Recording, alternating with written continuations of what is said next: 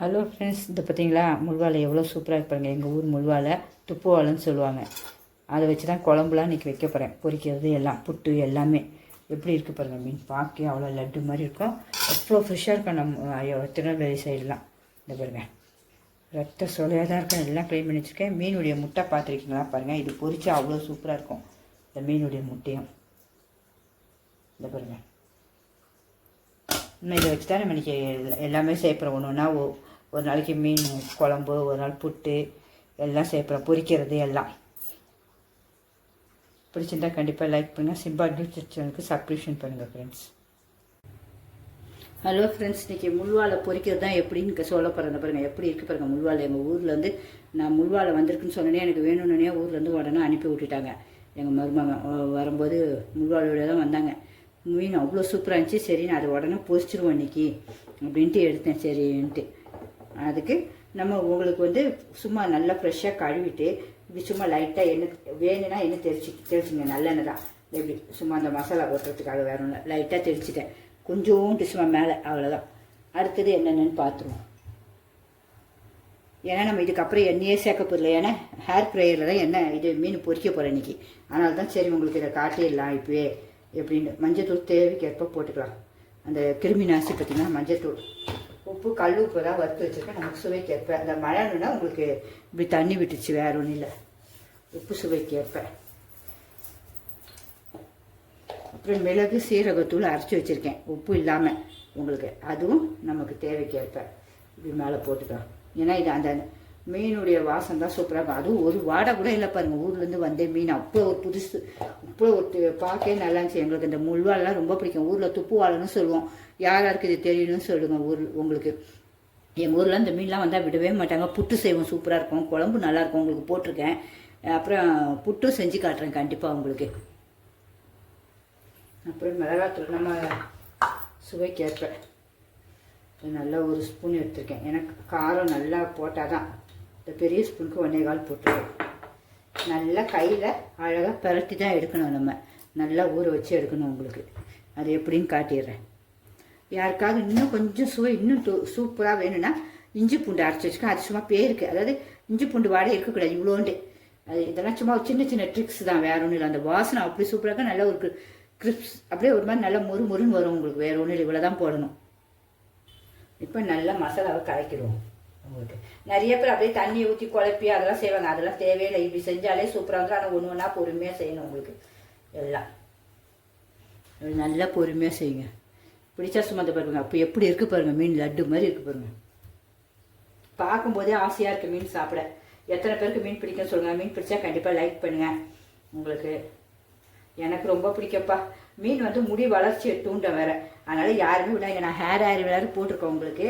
இனிமேல் இந்த மீன் நீங்கள் நல்லா சாப்பிடுங்க. எப்படி முடி வளர்ந்து பாருங்க. அந்த ஹேர் எண்ணெயும் செஞ்சு தயார் பண்ணிட்டு அதையும் நீங்கள் கூடயே மீன் சாப்பிடுங்க.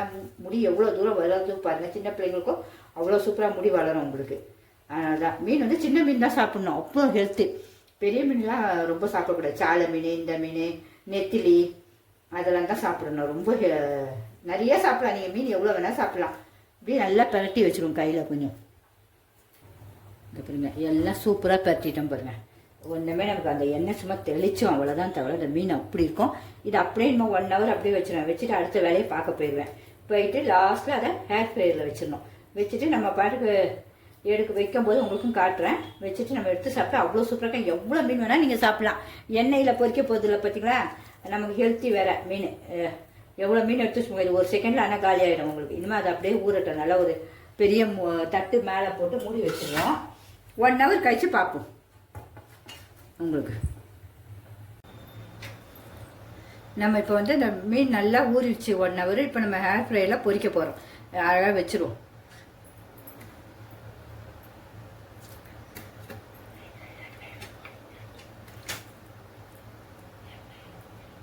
நீங்களா எண்ணெயில் பொரிங்க, சூப்பராக இருக்கும்.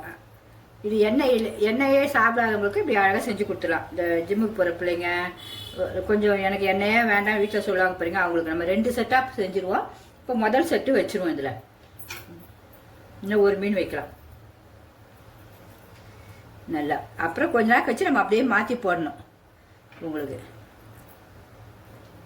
போதும் இந்த அளவு. வச்சாச்சு உங்களுக்கு. நம்ம வந்து எண்ணெய் கிண்ணெய் எதுவுமே தெளிக்க போதில்லை. நான் சும்மா உங்களுக்கு காட்டினதை இப்படி லைட்டாக ஸ்ப்ரே பண்ண அந்த எண்ணெய் முதல்ல நம்ம பரட்டுறதுக்கு, அவ்வளோதான் உங்களுக்கு.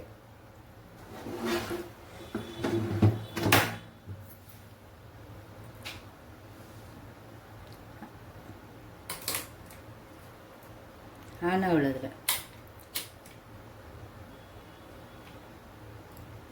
ப்ளக்கு வேறப்பா. அவ்வளோதான். ஏன்னா நம்ம ப்ளக்கு வந்து மாற்றலை. இப்போ ஆன் பண்ணிவிடுவோம். இப்போ நம்ம இந்த மீன் சிம்பிள் இருக்குது பார்த்தீங்களா, அதில் வச்சிடணும். வச்சாச்சு. இப்போ ஆன் பண்ணிவிடுவோம். அவ்வளோதான். அது பாட்டுக்கு ஆகுது, சவுண்டு ஓட ஆரம்பிச்சிருச்சு. இப்போ 20 நிமிஷம் அந்த மீனுக்கு இருக்குது அதுலேயே. அதனால் அப்படியே இருக்கட்டும். நம்ம அதை திருப்பி அது 20 நிமிஷம் முடிஞ்சோடனே பார்ப்போம். நம்மளுடைய மீன் முடிஞ்சிருச்சு கரெக்டாக. ஹேர் ஃப்ரையரில் ஆஃப் பண்ணிவிடுவோம். ஆஃப் பண்ணிவிட்டு எடுப்போம். பார்க்கணும்ல. அப்பா என்ன சூப்பராக இருக்குது பாருங்கங்க. நம்ம வீட்டில் எண்ணெயில் பொரிச்சா கூட இப்படி இருக்காது, அவ்வளோ சூப்பராக இருக்குது பாருங்கள். இனிமேல் டேஸ்ட்டு பார்த்துருவோமா இதில்? ஒரே நிமிஷம். இந்த பாருங்கள் என்ன சூப்பராக இருக்கு பாருங்கள். மீன் நமக்கு சுத்தமாக எண்ணெய் கிடையாது. பார்க்க எவ்வளோ சூப்பராக இருக்குது. நல்லா அவ்வளோ கிறிஸ்பியாக இருக்குது. இப்போ நான் டேஸ்ட்டும் காட்டிடுறேன் பாருங்கள் உங்களுக்கு. நம்மளுடைய முல்வாலை சூப்பராக ரெடி ஆகிடுச்சு பாருங்கள். இந்த ஹேர் ஃப்ரையில் அவ்வளோ சூப்பர். எண்ணெய் இல்லாமல் நம்ம என்ன சூப்பராக செய்யலாம் பாருங்கள். எவ்வளோ இது வந்து கிறிஸ்பியாக இருக்குன்னு பாருங்கள். இது பாருங்கள் உள்ளே சூப்பராக வெந்து நல்லா செமையாக இருக்குது பார்த்தீங்களா. டேஸ்ட்டும் பார்க்கணும்ல, நம்ம சுவை கண்டிப்பாக பார்க்கணும். எப்படி இருக்குன்னு பார்ப்போம். சூப்பராக டேஸ்ட் பார்க்குறேன். மொறு இருக்கலாம். என்ன டேஸ்ட்டு. உண்மையாக மிஸ் பண்ணவே போகிறாங்க எல்லாருமே. இதுமாதிரி அழகாக சூப்பராக செஞ்சு சாப்பிடுங்க. ருஸ்ட்டு அதுக்காக இப்போ போடுற வேற ஒன்று அப்படியே சாப்பிட்டோன்னா உண்மையாகவே அவ்வளோ நல்லா இருக்குது பாருங்க. பிக்கும்போது அவ்வளோ சூப்பர்.